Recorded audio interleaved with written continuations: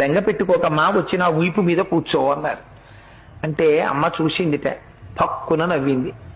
వానరుని యొక్క చేష్టితమును బయట పెట్టాడో. ఎందుకని? అప్పటికి స్వామి చిన్నవారై ఉన్నారు, పిల్లంత వారై ఉన్నారు. అమ్మ వచ్చిన వీపు మీద కూర్చో అమ్మా, 100 యోజనముల సముద్రాన్ని దాటించి ఆవలి ఒడ్డుకు తీసుకెళ్లి ప్రస్రవణ పర్వత శిఖరముల మీద కూర్చున్న రామచంద్రమూర్తి యొక్క పాదార విందముల యందు సమర్పించి కృతకృత్యుడనవుతానమ్మా అన్నారు.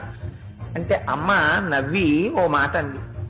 ఎంత మాట అన్నావోయ్ హనుమా, నువ్వే ఇంత స్వరూపమా, నీకో ఇంత వీప, ఆ వీపు మీద నేను కూర్చోనా, నువ్వు నన్ను తీసుకెడతావా, నీ వానర బుద్ధి బయట పెట్టావోయ్ అంది. అంటే పాపం అంతక ముందు ఎవరి చేత అధిక్షేపింపబడి ఎరగడు మహానుభావుడు. అంత మాట నేసింది అమ్మ నన్ను, ఇదే నా స్వరూపం అనుకుంటోంది, నా స్వరూపం ఏమిటో అమ్మకి చూపించాలనుకున్నాడు.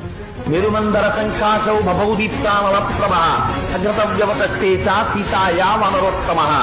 ఒక్కసారి మేరు పర్వత శిఖరాలు ఆకాశాన్ని చుంబిస్తూ ఎలా ఉంటాయో అంత స్వరూపాన్ని పొందేసి పెద్ద పాదాలతో, పిక్కలతో, మోకాళ్లతో, కలిసినటువంటి తొడలతో, సన్నటి నడువుతో, విశాలమైనటువంటి వక్షస్థలంతో, శంఖం లాంటి కంఠంతో, కాల్చిన పెనం లాంటి ముఖంతో, వాడి అయినటువంటి కోరలతో, పచ్చటి కన్నులతో, పెద్ద శిరోజములతో, మహానుభావుడు పరిఘల వంటి భుజములతో, పెద్ద వేళ్లతో, అంతంత అరిచేతులతో స్వామి నిలబడేటప్పటికీ అంత పైకి చూసి అమ్మ ఆశ్చర్యపోయింది.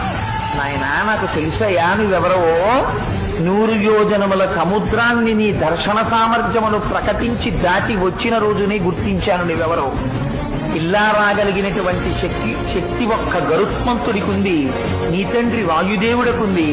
నాయనా, నాకు తెలిసి నీకుందిరా. నువ్వింత సమర్థుడవు కాకపోతే రామచంద్రమూర్తి నిన్ను నా దగ్గరకు పంపరు.